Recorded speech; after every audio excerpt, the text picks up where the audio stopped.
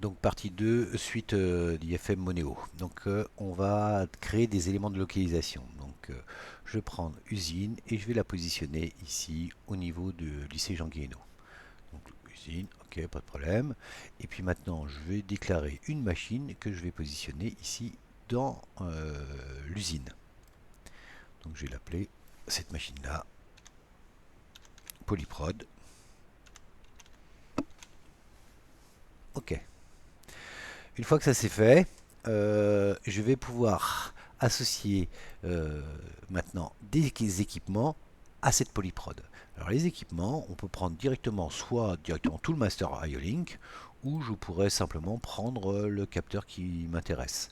Alors, je vais prendre le capteur qui m'intéresse et je vais l'associer à polyprod. Voilà, ici. Donc maintenant, mon capteur, ce qui est le capteur 1 de laser 10 mètres, est associé.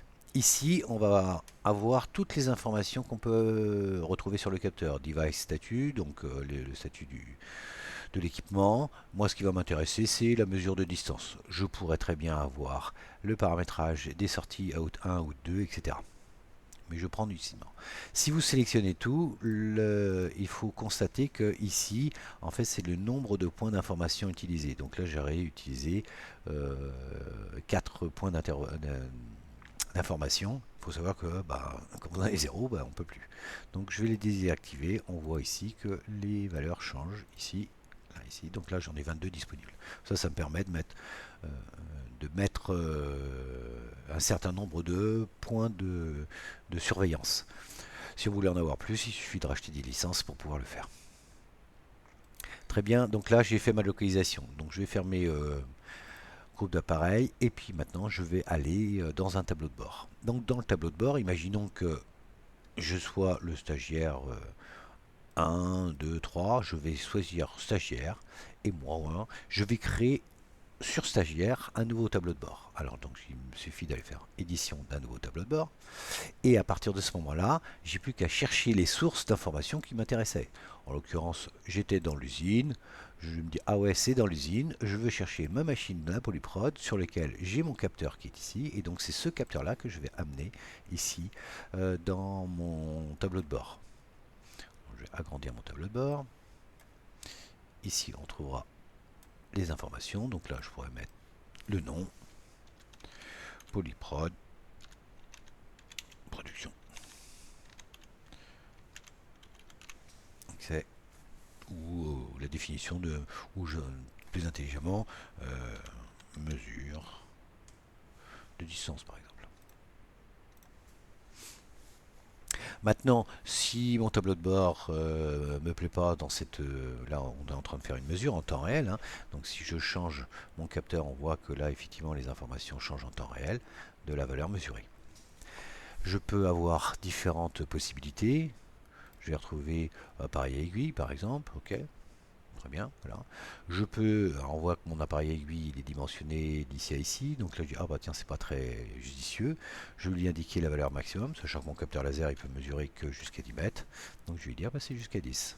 Et donc là effectivement je vois ma jauge qui va être et qui va évoluer.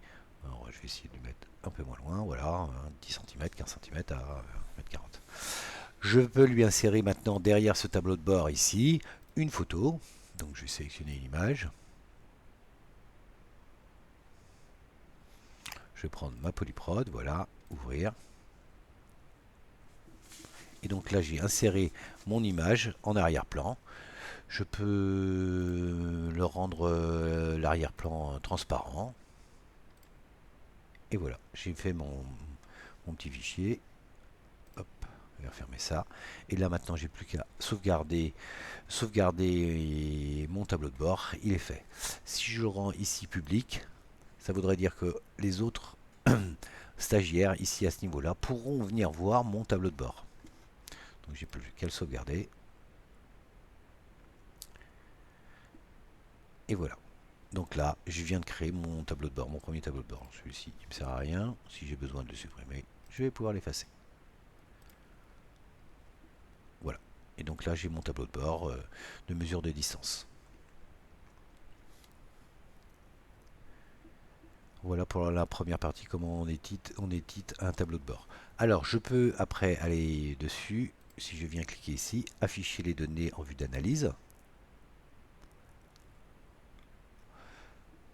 Ici, à ce moment-là, je vois l'analyse en temps réel en fait de l'évolution de mon capteur. Donc, je vais faire un petit zoom en plus. Là, on va faire un petit moins. Pardon, on va prendre le système. Donc là, je vois, en ce moment, je regarde les données qui sont à 14 heures. Et je vais faire encore un coup de moins, parce que là, je ne vois pas tout. Voilà. Donc là, si je veux aligner, analyser les données que je suis en ce moment, là, on voit, j'ai fait ma variation tout à l'heure de distance. Là, je vais zoomer un peu dessus. On voit que tout à l'heure, on était passé de 0. Et puis là, je suis à la mesure, en ce moment, de 1,47 m. Je change, là vous ne le voyez pas, mais je change mon capteur laser. Là maintenant il est en train de mesurer une distance de 7 mètres. Je ne le vois pas encore, hein, mais il me faudra rafraîchir en fait l'écran à nouveau. Je vais leur demander de faire un zoom. Et voilà, là vous voyez, on voit le changement. Le changement n'est pas fait en temps réel. Si on voulait voir l'évolution en temps réel de mon système, alors si on attend patiemment, bah, on va voir effectivement des changements de distance. Hein. Là je vais faire, voilà, je suis à 0,4. Et donc le temps de rafraîchissement va faire que on verra l'évolution.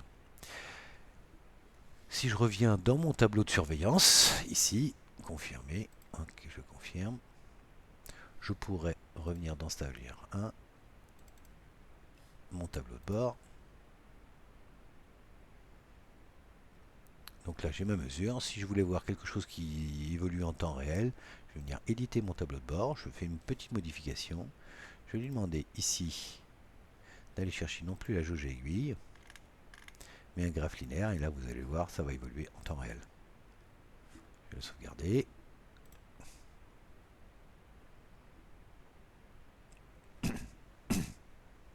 Donc là j'ai la distance qui est mesurée.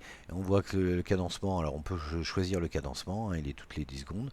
L'échelle, j'aurais très bien pu la fixer aussi, hein, parce que là vous allez voir que quand je vais faire une petite mesure, hop, ici on est passé, là je suis à 15 cm. Donc on voit bien l'évolution, et si là je repassais à une mesure de 8 mètres, on voit l'évolution est instantanée. Voilà comment on crée un tableau de bord.